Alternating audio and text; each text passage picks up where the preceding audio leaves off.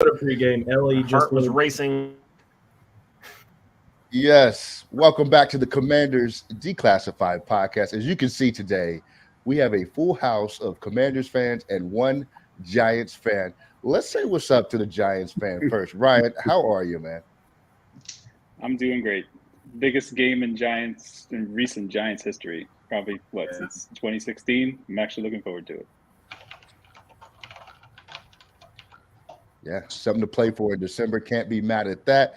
Let's say what's up to a super Commanders fan, Rick Walsh. How you doing? Doing great. Yeah, I'm excited. A lot of momentum on our side this week. That's right. That's right. And we'll talk about why that momentum is there in a minute. Yaus, an awesome Commanders fan as well, has gone to several training camps with me. How you doing, Yaus? I'm doing better than the last training camp, but yeah, I'm doing great. Not hard to do. That's a little measuring stick. And let's say what's up to the regulars. Eric, what's going on, man? Eric is frozen in time. Brian, how are you? I'm doing excellent. I am ready for some football today. We've got big games ahead of us today. How are you guys? Everybody. Yeah, I'm excited. Oh, we lost Lawrence. Yep. Yeah. All right, we're getting our stuff together here. Eric, you back? Okay, Eric is with us. All right, let's start it out like this because I want to start with the predictions for the game today. Ryan, you're the Giants fan. How do you see this one shaking out? More of the same. I think the Commanders are going to basically do the Lions and Cowboys blueprint and make Daniel Jones beat you, take Saquon out. So I'm thinking Daboll's wizardry will keep it close. So 24-21 Commanders. All right. 24. You got the Commanders winning today. Okay. I do. Hey, Rick, what do you think the score is going to be today? I think we're going to get 28. I think we're going to score a lot tonight. I did today. Yeah. 28 points. Wow. Well, with this offense, that's a lot of points. So we'll take it. We'll take it. Yaus, give me your prediction, man. I'm going to go to 21-17.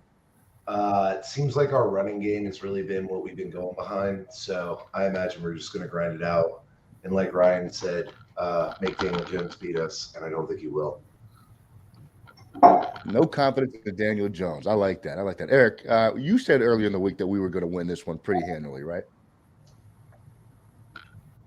I said it would be a convincing win, but not a blowout because we don't blow teams out. So my prediction has been 24-16. My bold prediction offensive touchdowns, which might as well be 75 points for this team. So we'll see how it goes. My confidence has dwindled as the week has progressed because the cynical fan in me knows how this team deals with things when everybody picking for us. So, when I see everybody picking us on like Good Morning Football and I'm just like, man, we're going to get destroyed. So I'm going to stick with my pick because I'm not a chump, but I was earlier this week. All right. He's still semi-optimistic. And Brian, what was your pick earlier this week? Remind the folks. My pick earlier this week was 25-14. I like Brian Daboll as a head coach. I like what he's done. He's taken a lot of the dumb penalties, the dumb mistakes that the Giants would make and made them a very disciplined football team. If we were playing them at the beginning of the year, I think the Giants run us out of the building. But, since the start of the year, things have changed almost kind of in the opposite direction for these teams. We're hot right now. Giants are maybe a little bit cooling off. So I'm sticking with the good guys, with the Commanders, 25-14.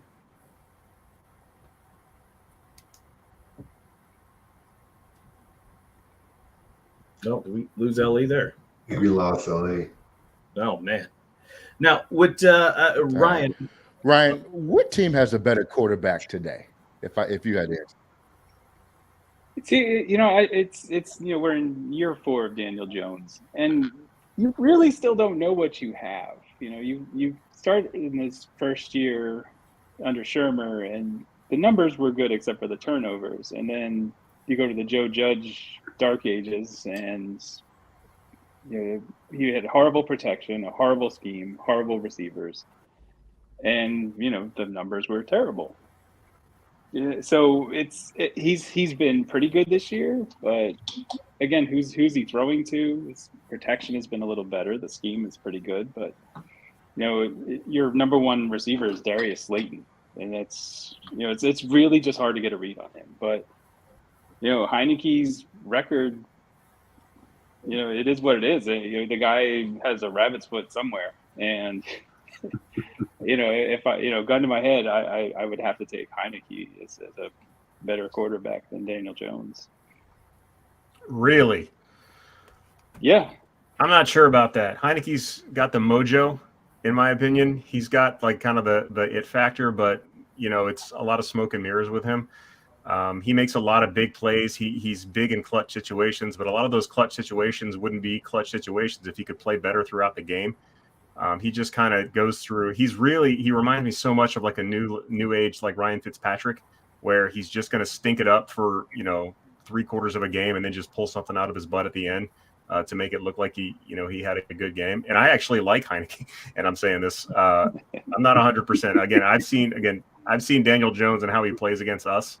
So I may be a little bit skewed, but he torches us on the regular. Even last year in the loss, he had a huge game. So I still would pick, not that it says more about Heineke than Jones, but I would say Heineke's probably a better quarterback than Daniel Jones. Daniel Jones is probably better than Heineke. Although I think I would rather have Heineke running this team than Daniel Jones, if that makes any sense at all. But it always just seems like it's one step forward, 2 steps back with Jones. Yeah. Like you think about like his great plays. I mean, I always go back to the run against the Eagles where he completely fooled the entire defense and had open field for miles and tripped over his own 2 feet. And that seems to be like Daniel Jones's career. Like, yeah, that's a good synopsis. He had like Thanksgiving, he had a chance to beat Dallas. He had ample opportunities. And I go back to that 4th down throw where he threw behind Saquon, and Saquon had just daylight in front of him. The entire defense was again fooled, and he threw behind him. Saquon dropped it, and that was game right there. I mean, Saquon probably would have scored on that play. Yeah, it's very frustrating with both of these quarterbacks, especially Daniel Jones. He's a first-round pick. There's so many expectations with him. Heineke, unheralded fan favorite, but you ultimately know there's a ceiling, with him. Yas, what's your perspective? I'm always curious about people and Heineke because it's either you love him and want him to do everything, or you hate him and you can't wait to run him out of town. What do you think about Heineke? I agree with Eric's assessment of Heineke, although I will add that I think he's entertaining. Like, I don't know that we've had a quarterback this fun to watch.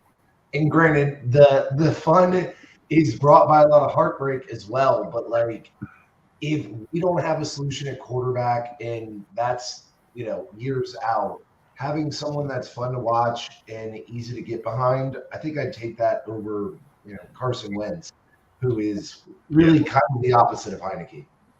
Yeah, Heineke does have this little bit of showmanship to him. There's something about him that he, whether he wins or loses, he's ready for the stage, right? He's ready to be on camera. He's ready to perform. Rick, what do you think about Heineke fever that we seem to be mired in here?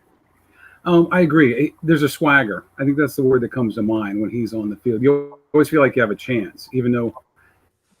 And I'm not going to say his idol, but I see pieces that where he's running around trying to do everything he can to win it. Whereas a lot of our quarterbacks, when they got in difficult situations at the end of the game, it felt like they gave up. Whereas him, there's always a chance. Yeah. No, he. Whatever you want to call it, intangibles. There does seem to be we're all going to rally behind Heineke, win, lose, or draw. Like everybody's gonna, row in the same direction. And now here's something, because I think these teams are so similar. They're very similar run games, right? They've all been fueled by run games. Eric, who do you think has the better run game? Is it the Giants with Saquon, or is it us with Ellie's favorite running back, Brian Robinson Jr.? Yeah, it's Ellie's favorite. You heard me on that one. No. I think the Commanders have I'm going to go with the Giants with the better running game. And the reason I'm going to say that is because they've shown more of a commitment to it over the entire season, whereas we have only recently discovered that our running backs are better than our quarterback. So overall body of work, plus Saquon is just a ridiculous talent.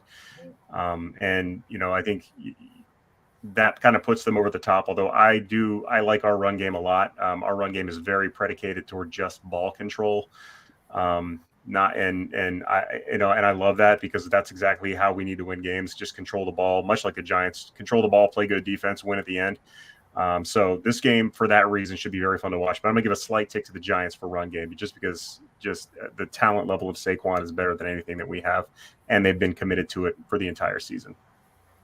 Ryan, what do you think? Saquon and those enormous thighs, or the Commanders with Gibson and Brian Robinson?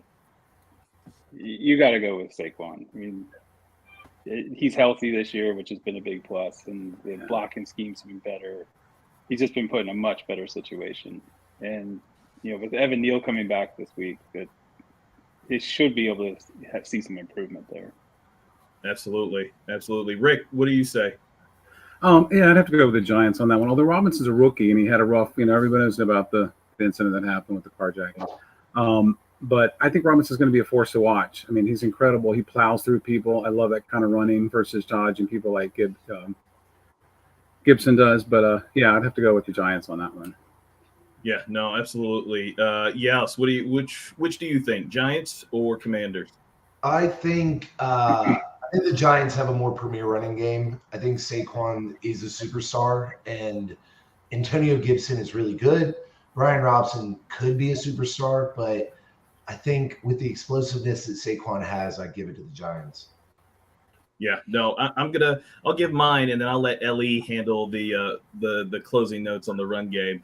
Yeah, I think from a coaching standpoint, the Giants have a much better run game in terms of variation of run game. One of my biggest pet peeves with Scott Turner is he's got like 4 running plays, right? Inside handoff, shotgun, up the middle, and reverse, wide receiver reverse. And that's literally almost the extent of it. Last game against the Falcons, we saw a couple more run plays, but Saquon's an excellent running back. I mean, he can take it, to the house at any point in time, and they do different things with him in the run game. So I like that. Yeah, I'd have to give the edge to it just from a coaching standpoint. I mean, it's just night and day in terms of the 4 plays, the high school offense running game that we have. So Ellie, I'll let you talk about the running game. Yeah, sorry about the connection. Somebody called my house and my AOL went down. But look, you said it, man. Scott Turner does not win via scheming.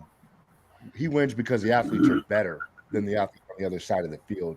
And that's not always going to be the case. So in the run game, Saquon we got exposed a little bit last week by Atlanta. People, I know we adjusted in the second half, blah. We really didn't. They averaged 5 yards a carry on the last drive. I think the Giants do what the Falcons did last week better than the Falcons did it, if that makes sense. Because it's not just Saquon, it's Saquon plus the threat of Daniel Jones running that we got to contend with. And so by far the run game edge goes to the Giants for me. Brian Robinson he's been very, very good and very consistent. And Gibson doesn't seem to get a lot of play. He has a hurt foot too. So I would expect to see a little bit of Jonathan Williams today. And Jonathan Williams has been awesome, but they limit his touches quite a bit. So we'll see. And the difference here for me is if the Commanders get behind at all, you're going to stop seeing Brian Robinson running the football. Whereas if the Giants get behind, they're going to continue to run Saquon because Saquon is their best offensive weapon. So that's my opinion, Brian. Yeah. Real quick, let's see. We got a comment from our guy, Bob. He says, Taylor's arm won't get much better than it is today, but he can learn better decision-making. Remember, he is yet to even have a preseason as a starter. He can still clean up his game. I think he is what he is, if you ask me. But lately, that has been good enough for this offense. And then he also says, until our O-line learns to get to the second level, the Giants have the better run game. I mean, our interior line is straight JUCO. Yeah, it's not good. It's not good, and the scheme doesn't help them at all. Back to you, Brian. JUCO. That's kind of an insult to JUCO, isn't it? Yeah. Hi-oh. Now, I gotta ask Ryan about this because I like offensive line play. I like defensive line play. How good is Dexter Lawrence? I think he is one of the better young defensive tackles in the league. I think a lot of people don't know about him, but we talked about him a little bit on our preview pod. Like, can you tell us, like, is he really as good as I think he is, or is he just kind of ordinary? So Wink Martindale seems to have unlocked something in him. I think for his first several years, he was a good run stuffer, like definitely a good mid-round first pick. But he's added an element of pass rush this year, which has really stepped up his game, which is, perfect timing because, after next year he's a free agent. So he's definitely an X factor on that. And then you add in Leonard Williams and a healthy, Kayvon Thibodeau and Azeez Ojulari. Redskins. These Commanders might have their hands full with the pass rush. Now, what is your thought on Leonard Williams? Because there was a big debate here in 2015 with draft Brandon Sheriff or Leonard Williams. And Brandon Sheriff, while he gets hurt a lot, he's made multiple Pro Bowls, and people think he's a really good guard. I like him. I still hate that trade to this day. I think, it's just one of the many questionable decisions that Dave Gettleman made in his awful time here. But he had a good year when his first full year with the Giants and earned himself a franchise tag and then an extension. Do I see a long future with him on the team? No, I see with the cap the way it is, I can see him being a cap casualty in the next couple of years. So good, but replaceable, I think. Yeah.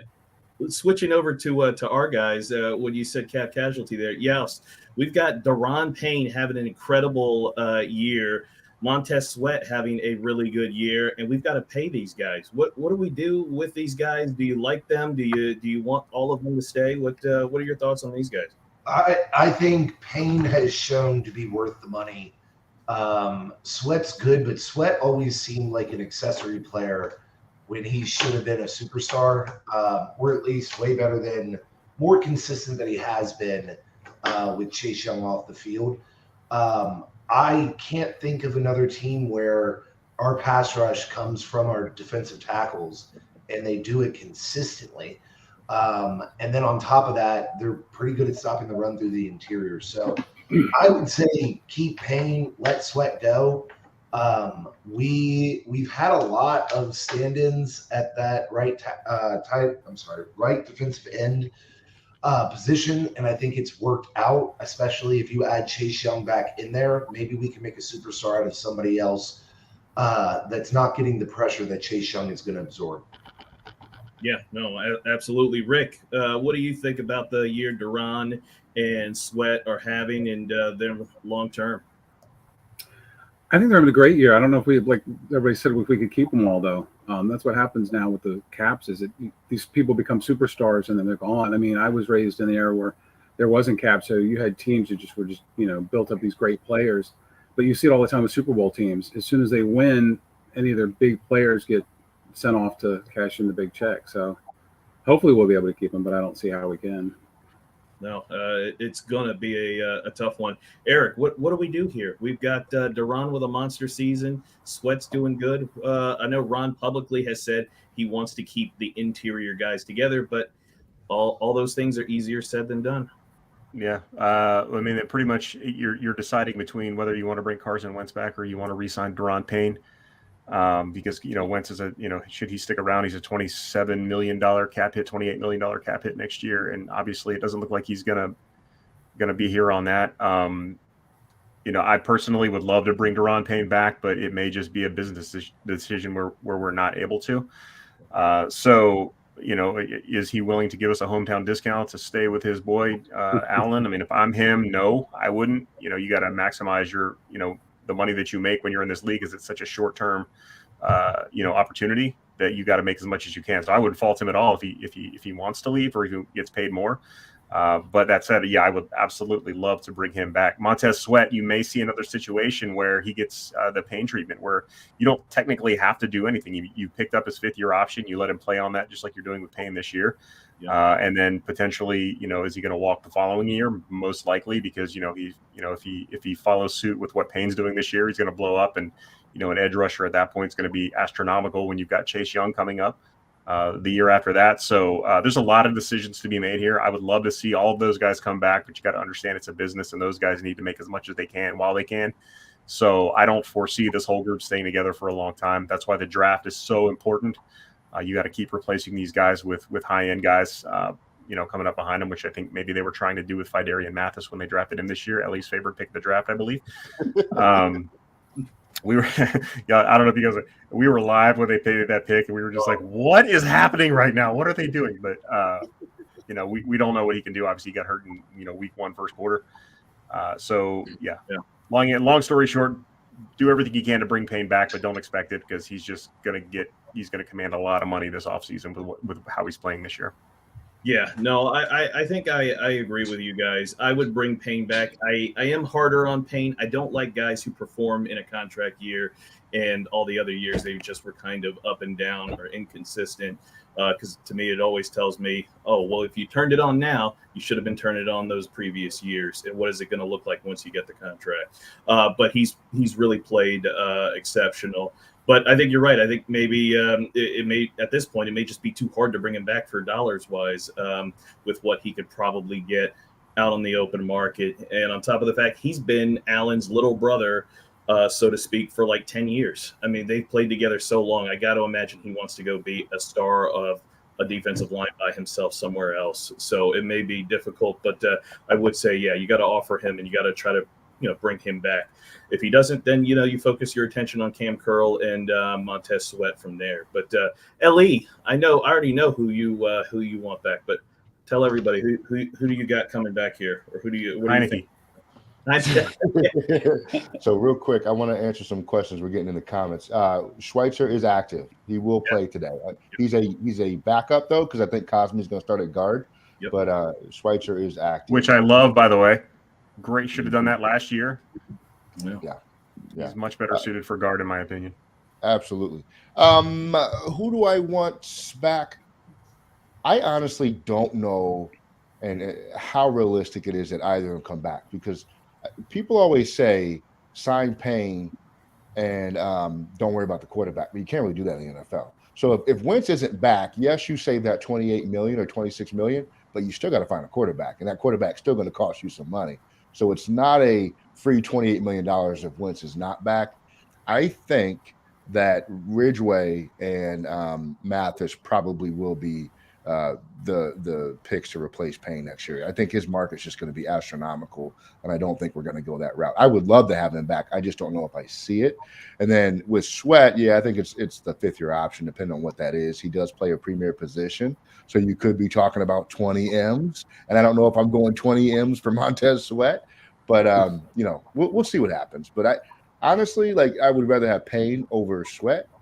Just because he plays the kind of football I like, but I think Sweat might be more important to the defense than what Payne is, and that pains me, pun intended, to say that. So, we'll see. We'll see. I'm excited either way because we have a good football team, and for once, we have free agents worth losing, right? Remember the old days, it was like, oh, well, nobody cares if this guy goes anywhere because he's going to go be a rotational player somewhere else. So it's worthwhile to have our guys. So I like it. I think you can manage if you really want Carson Wentz back. I think the way to handle that is to let him walk and let him test free agency. And, once reality hits, you bring him back at a much lower cap hit. If he's comfortable coming back here, it's a risk. But I think what's the risk of losing Carson Wentz? Is that really, how he hasn't played well enough to really make me worry about losing him. If he wants to come back and if the coaches want him back, I think he can be brought back at much lower cap number than what he's at now. If it comes down to that. I think both of our teams are in the same boat, though. It's like, if it's not the current quarterback, then who? Because we've both won too many games to be able to draft one of the big quarterbacks. So do you take a flyer on like Richardson or one of these second-tier guys, or do you take a chance on these journeymen like Baker Mayfield or someone that you know is going to just make your eyes hurt for. You guys are signing Zach Wilson next year. You're trading for Zach Wilson in the offseason. Just so you know, well, the Giants. He's already got that's who you're a good network of Cougars there, so he's all set. Yeah, he's got the NYC. Yeah. There's got to be a new trend of unlikable quarterbacks, right? There's Baker Mayfield, there's Zach Wilson now, just unlikable QBs on everybody's team, where like no one on the team likes them. Everybody hates these guys. I think I just saw the Jets.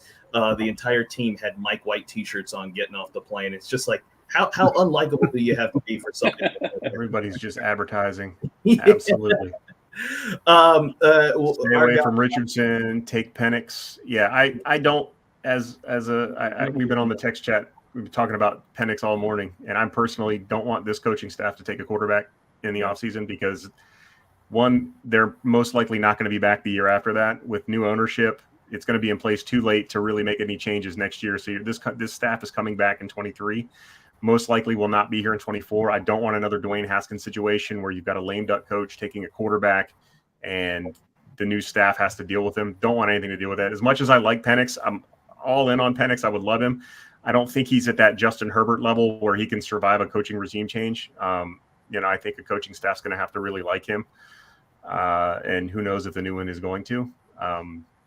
So sorry about that. If I burst anybody's bubble, feel free to hate on me. I do like Penix, though. Nothing against him. Burgundy Infantry. And shout out to Burgundy Infantry. Burgundy Infantry says pain is more Burgundy important. Infantry says. Oh, go ahead, Ellie. Go ahead. He says, pain is more important. Thank you, Brian. Right now, the interior D-line is the heart of this team, and we see more DN studs in the draft over those IDLs. That is 100% correct in terms of the frequency with which you find good defensive ends. It's still a more premium position, though, than the interior defensive line because you can hide that position more easily with better linebacker play and rotational defensive tackles. Brian, it is your turn now. Brian with a Y, it is your turn now. Oh, my turn. I want to, Ryan. What is this is the first year for Brian Daboll? What's kind of been the thought about him? Like looking at it, I'm like, man, this is how a rookie head coach should be. He's kind of tough, but he's very detailed. He seems to have cleaned up a lot of the, kind of the mental mistakes, at least for the first half of the season with the Giants, and allowed you guys to kind of shoot out, get these 7 games here so far this season. But what's your thought on Daboll? If you told me that the Giants were going to have 7 wins this year, I would have thought you were crazy. So Brian Daboll is a miracle worker. There's no other way to put it. It's definitely, there were high expectations because I think everybody just saw what he did with Josh Allen and said, oh, yeah, it's totally going to transfer over. And, I don't think it's necessarily transferred over to Daniel Jones, but he's definitely had them prepared every week. He's made good coaching decisions in game for the most part. Definitely a great first year. Now, does Daboll call the offensive plays too in New York, or No. Who's the offensive coordinator? It's Mike Kafka. Oh, Kafka, the former Northwestern quarterback. Okay, all right. Philadelphia Eagle backup quarterback, right? Yeah, him too. Yeah. Speaking of offensive coordinators, Rick, what do you think about Scott Turner? I am not a fan. I'm probably the president of the Scott Turner I wish he'd be gone somewhere else fan club. But what do you think about Scott Turner? Yeah, I heard you say earlier he's got four run plays. Yeah. I don't know a lot about the intricacies of like offensive coordinators, but so far he's okay. I think it's kind of bland. I think the trick plays have been failures. We've had a couple that have worked, but that's the only thing. Yeah, no, I agree with that. Yes, what do you think about our guy Scott Turner and his wide receiver reverse jet sweeps? I think he's getting a little better. I felt like at the beginning of the season, he wanted to pass. And I think a lot of that was having Carson Wentz. And as we all discussed, we recently discovered that we have running backs and an offensive line that can sometimes pass block. I think he's getting better. I think he gets too cute with things sometimes. Like it almost feels like with his play calling, he tries to impress other people with how ingenuitive it is. and it feels like he should kind of stick to the basics a little more. But I think he's trending in a good direction. I agree that there's some blandness that I think could be shored up. I like that example. Like he's trying to impress somebody. Like he's on a date and he's like, "Hey, watch what I can do." Like that's a great example. Eric, Scott Turner. I think I already know the answer. He's my favorite. Yeah. I don't know what you guys are talking about.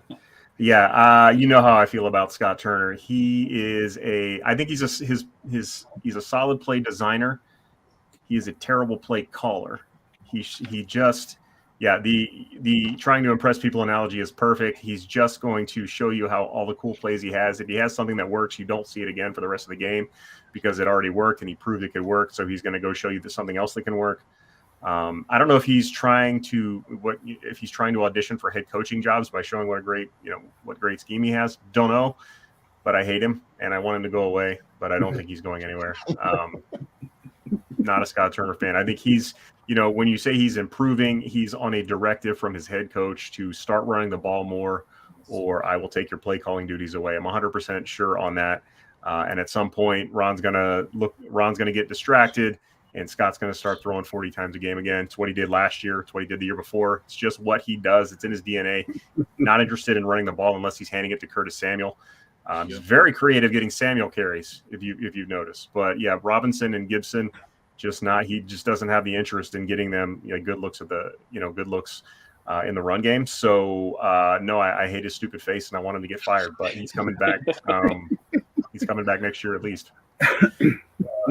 Ellie, your guy Scott Turner. What are your thoughts about his work so far? There was about like a 2-week stretch where I thought, man, this guy's really gaining ground with me. I like what he's doing, but I mean, you guys have all said it. Like Ron Rivera basically went to him and gave him a wedgie and said, run the ball or your career is done here.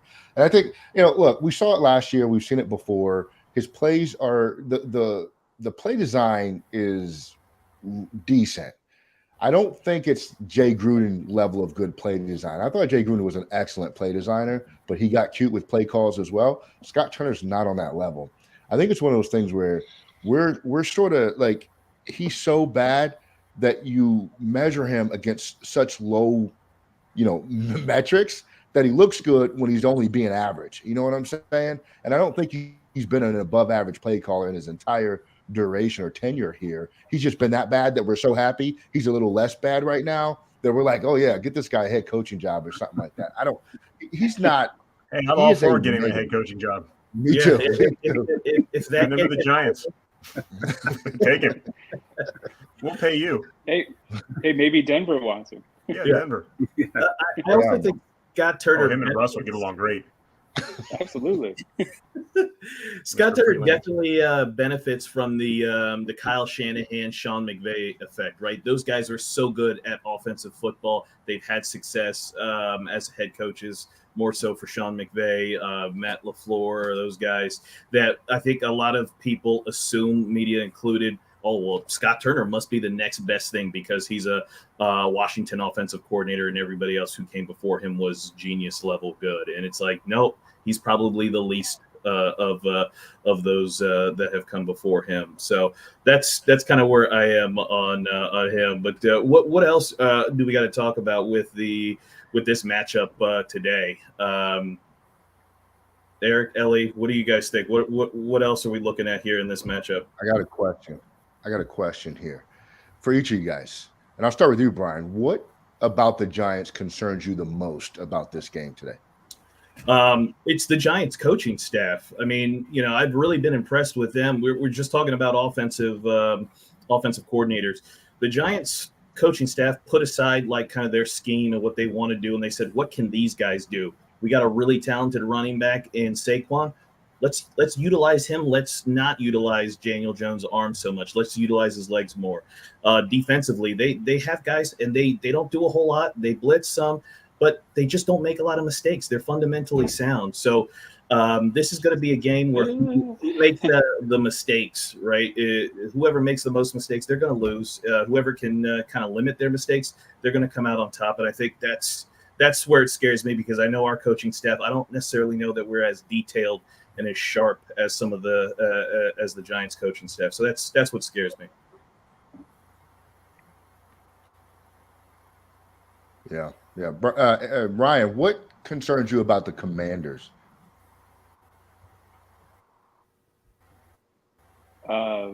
McLaurin and Dotson. We're banged up in the secondary, especially at corner. We had Darnay Holmes covering CD Lamb last week. If Heineke gets the ball out quick, it's going to be a long day for the secondary.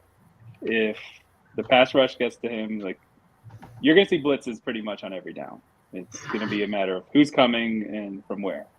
So if they can confuse Heineke, good. But if McLaurin gets open, it's going to go for 6, at least twice. Mr. Pink says, y'all going to get commandered today. That's for you, Ryan. Mr. Pink. I don't even know what that means. Lots of R's, though.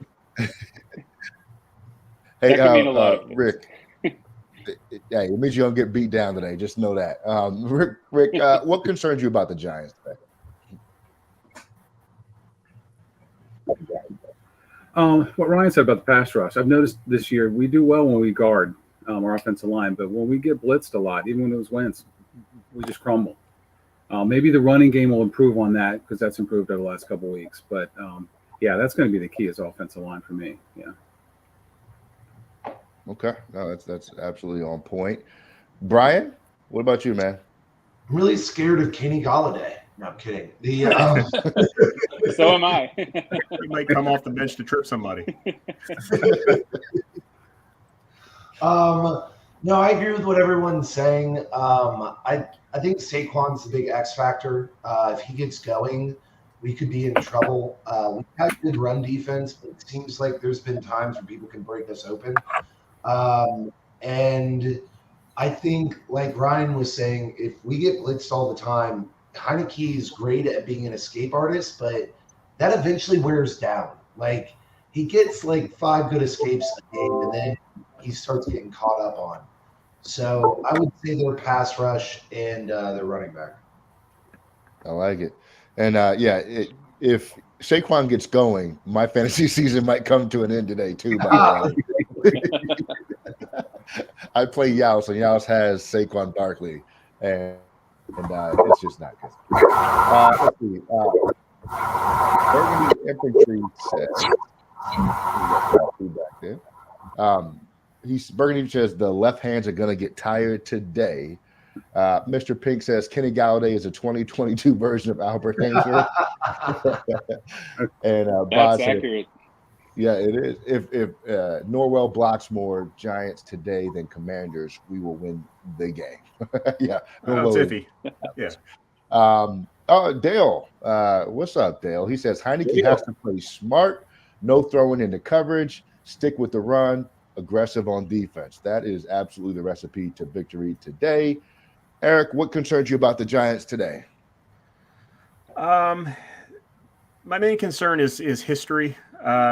We tend to forget how to play football when we travel to the Meadowlands. We have a very poor track record of playing there outside of last year when Joe Judge ran a quarterback sneak from 4th and 9 inside the 5. Without their help, we really tend to play poorly when we go to the Meadowlands, and that is always going to be a concern. Is it still called the Meadowlands? I don't even know, but yeah, it's still called. Or you could call it MetLife. Yeah, MetLife. The whole complex is the Meadowlands. Yeah, so we stink on ice generally when we play there, so that's my biggest concern. There's just a lot of history. I'm so cynical after 20 plus years of just being terrible, nearly 30 years of being bad, and just the trends that have transcended coaches and players that have just gone on. It's just overall city versus city. This team generally plays very poorly in the Meadowlands historically, so that is always my concern. Until we see otherwise, it's going to take a long time to turn those negative feelings on my part around.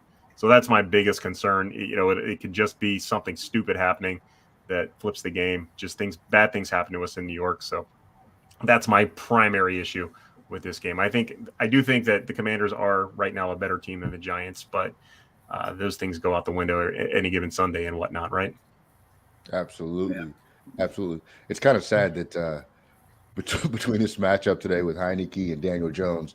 Zach Wilson is the best quarterback at the Meadowlands, but we'll figure it out today. Hey, Sam Howell's waiting in the wings, man. Yeah. Mr. Pink says, this is family business. White Mike Vick has to beat us as Danny Dimes today if they want to have a chance. Shut down. Say. Hey, all right, check it out. Let's get out of here on this because I want to give you guys time to go prepare for the game and everything like that. But give me a bold prediction or two of something that's going to happen in the game. Brian, you start. What's your bold prediction? A couple of bold predictions. Well, bold prediction is we hold Saquon Barkley to under 75 yards rushing for this game. And we actually score a touchdown on our opening drive, not like halfway through the third quarter like we usually do. Those are the two that those are the two bold predictions there. You're just getting carried away now. For the record, Saquon has only been under 70 yards 3 times this year. We said this the other day, and he's gone over 140 yards 3 times this year as well. So he's more likely to just get crazy, but we'll see what happens. Yeah, and if you're watching or listening, go ahead and dump your bold predictions in the comments, and I'll get to those in just a second. I see we got a few already. Ryan, give me your 2 or 3 bold predictions for today. The Commanders will have a special teams play that will turn the game, either a long punt return or a. That's not happening. Yeah, you haven't. That's seen a little too bold. Giants special. You haven't seen our punt returners. I've seen our punt coverage, so. I think Kayvon Thibodeau is going to have a big game today. He started to come out in Dallas and was a force. It didn't show up on the stat sheet, but I think it shows up on the stat sheet today. They're going to be wearing those awesome LTG unis, and I think he's going to. Exactly. It's throwback game, so they get to embarrass themselves in front of like Eli and Phil Simms and company. So, no, but I do see a big game from Kayvon Thibodeau, but ultimately, I think the Commanders' ground game is going to be the difference. The Giants' running defense is not great. It can be had. Jalen Smith is your middle linebacker, and he wasn't a good tackler in Dallas, and that hasn't improved it with the Giants. So I think that's going to be the key. Is just gouging the Giants and then opening it up for Terry. Okay, we'll take it. Rick, what are your couple of bold predictions for today? Well, to get to the 28 points, Robinson's going to have over 100 yards and 2 touchdowns. And we'll hold the Giants to 21 points. So that's my bold prediction right there. You are a believer. I like it, man. See, Rick is Mr. Optimistic, by the way. That's natural for him. I love that. I love it. Give me your bold predictions. Oh, Rick took mine. I think Brian Robinson's going to go for over 100, and I think we see Daniel Jones get under, let's say, 120 passing yards. I think it's going to be an ugly game, and Robinson seems to be progressing every single time, so I don't think we see a turnaround in that. Yeah, no coincidence. Your name's Brian too, and you're biased because of that. We know. Eric, give me your bold prediction before we get to the comments. All right, my bold prediction already for this week was 3 offensive touchdowns, which is crazy talk for this team. But I'm going to stick with that. And my second bold prediction is Jahan Dotson is going to come off the milk carton and show up today. I'll give him 50 yards and a touchdown for Jahan Dotson, just to prove that he still works here. Still here. My bold predictions are all about my fantasy team. So Curtis Samuel will have 50 yards rushing, 50 yards receiving, and 2 touchdowns. And Saquon Barkley will have under 10 yards and no touchdowns because that's what I need for fantasy. We're going to get to the comments. Burgundy Infantry, and Yas, I'm going to put you on the spot. Tell me if you agree. He says the Commanders defense will have 6 sacks today. You going for that? I can see it. I don't think so. I mean, I think it's possible. Daniel Jones has legs. That's sometimes been an issue for us. So I would say it's a little bit under that, especially with Chase Young not being back yet. All right. Ryan, Mr. Pink says 30-7 blowout. Commanders. You dig 30 it? points. No. This team doesn't score 30 points. Sorry, Mr. Pink. I'll have what Mr. Pink is having. Yeah. I can see holding the Giants to 7, but this team ain't hitting 30 points. Yeah. You never know. Hey, Mr. Rick Walsh, Christopher Jackson says Taylor has a great game today. Lots of opportunities for slants, crossing route screens to neutralize the blitz that Wink likes to send. Also continue to run the ball. Jamin Davis will spy. Are you digging that? I like that. There's that blitz again. That's what we were talking about earlier. I mean, if they can hold, if that offensive line can hold them, yeah, but I don't know. I mean, somebody mentioned earlier that he's a escape artist for a couple plays, but that's when I think Taylor gets sloppy, is when he's scrambling, throwing the ball. I mean, yeah. Very true. Brian, Mr. Who, I should say to clarify which Brian we're talking about. Bod says, my bold prediction is we hold Daniel Jones to under 75 yards rushing today. We have to. I don't even know if that's bold. That's imperative. Holding him? Yeah, I would hope. Does he mean passing? He just says 75 yards. No, he said rushing. He said another one that says rushing. Okay. Yeah, no, that's not bold. That's imperative. That's not even bold. We have to do that because if he goes, he can easily go over 100. He's done it to us already before. Yeah. So if he goes over 100, that's we probably lose the game. So we've got to bottle him up. So yeah, absolutely. I actually think that is a bold prediction because I think that Daniel Jones is going to go off today. Christopher Jackson says 24-17 Commanders. We will take that. Eric Dale says Deron Payne has 2 sacks today. Can you see it? Yeah, he's an IDP on one of my fantasy teams, so absolutely I'll take him. Take 2 sacks from him. Yeah, I could see and that. A couple of pass deflections, tackle for losses. Yeah, all of that. I could see that given the state of the Giants interior line. 140. Sure. Absolutely. Brian, Burgundy Infantry says 140 yards for B-Rob today. Is it happening? I don't think 140. He is one of the most consistent running backs that I've seen at never losing yards, but he also just recently started getting more than 4 yards a carry. So I think we're going to lean on the run, but I'd love to see 140. I don't think it's going to happen. All right. Way to be a Debbie Downer. Bod says, step 1, Brian Robinson finds Cosme backside. Step 2, forget step 2. Step 3, profit. There we go. I think I messed that up. Sorry, Bod. My apologies. Andy says, big hats equals guaranteed victory. It is going down. Bod says, we get to 30 with 2 defensive scores. No other way. We're not getting to 30, buddy. I can see, yeah, if we get defensive scores, 30 is doable like it was against Philly. Yeah. Always FS, and I hope that means free safety because free safeties are the coolest players in football. Says Terry McLaurin has a touchdown with the 100-yard game. That is absolutely possible. Right, Ryan? The Giants don't have secondary help? That is a sure bet. Christopher Jackson says the X factor is the Giants' terrible field. Jeez. Is it still He's kind of right about that. I love the fact that FedEx isn't the worst field in the league anymore. How great is that? Yeah, I didn't realize there were other fields that were in bad shape. I thought it was just that turf shreds knees, and that's why I think it's weird that Beckham would even consider coming back. Like, yeah, you just tore your ACL, and you're going to go play on that turf? No. That's why it's guaranteed that Chase Young isn't getting his first start today too. Yeah, for sure. Exactly. All right, rounding out the comments, Bod says B-Rob will need 30 carries to get to a $140. That's a lot of commitment. I think he needs 70 carries to get to a $140. Yeah. All right, let's get your final thoughts as we get out of here. Brian, final thoughts? Final thoughts.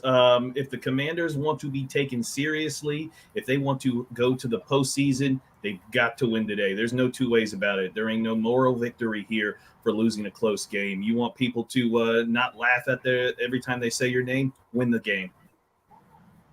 Absolutely. I like that. Coming strong. Ryan, Mr. Giants fan, what are your final thoughts, man? Same. This is do or die because you've got Seahawks hanging around. So this is like 2 spots for 3 teams. So, whoever wins this is in good shape. And I do think it's going to be like a war, like classic 80s ugly football, Giants, Washington. whatever the name of your team is now. Always FS wants to add that Derek Forrest has a sack and 5 tackles today. Derek Forrest is an absolute monster. He's a game changer on defense. I could see it. I don't know about the sack, but the 5 tackles I could see. We'll see what happens. Hopefully that sack is a turnover instead. But, either way, that's a good performance. Rick, final thoughts, sir?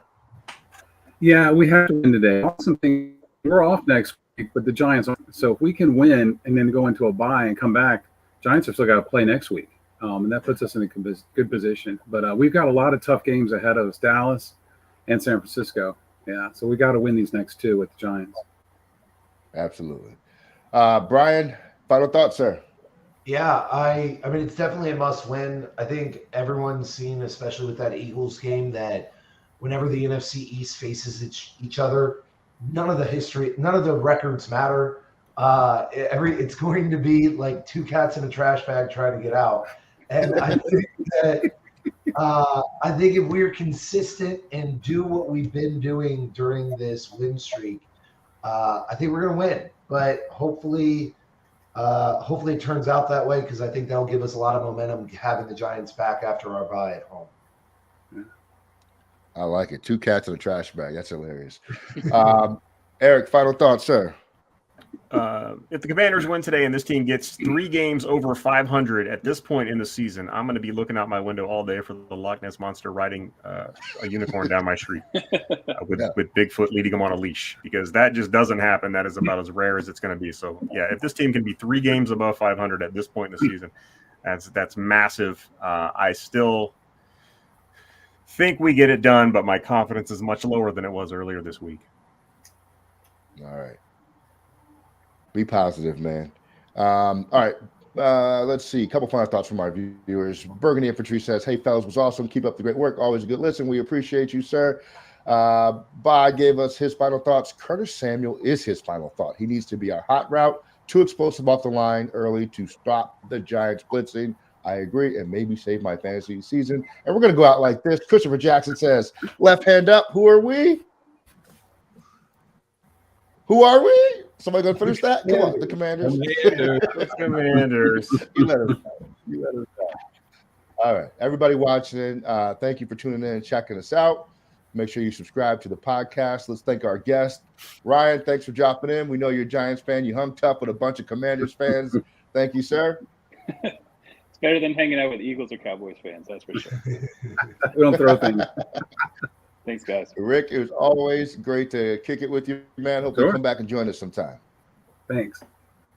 And Yaus, as always, my guy. Thank you for catching up with us. You're a semi-regular on here. This might be like your third appearance. Reoccurring guest. Yeah. There you go. Yeah. As always, it's fun. Thanks for having me, guys. Brian's our Adam Schefter with no cool updates. He just shows I was up. going to say, no connections, no network. I just talk. Yeah. Eric and Brian, always cool kicking it with you guys. I will catch you guys after the game. We are out of here. Commanders Declassified Podcast. Peace.